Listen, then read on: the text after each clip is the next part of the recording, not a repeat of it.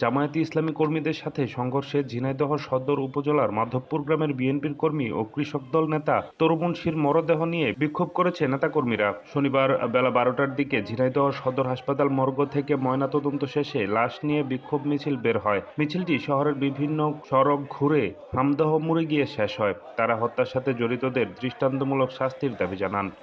তার উপর যে প্রশংসাভাবে আঘাত করা হয়েছে, এই সিটি স্ক্যান রিপোর্ট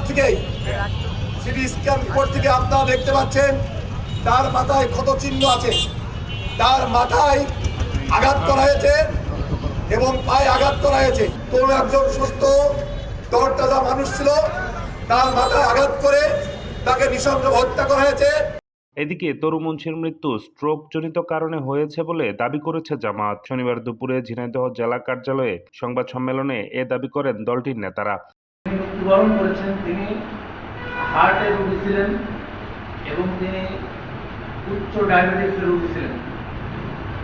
তিনি এই দৃশ্য দেখার পরে যে ঘটনার মধ্যে তিনি পড়ে যায়, তিনি ওখানেই সেন্সলেসে পড়ে যান। পরে হাসপাতালে নিয়ে আসে, হাসপাতাল এখান থেকে রিফার করে, এরপরে রিফার করে ঢাকাতে নিয়ে গেলে ঢাকাতে তিনি স্ট্রোকজনিত কারণে মৃত্যুবরণ করেন।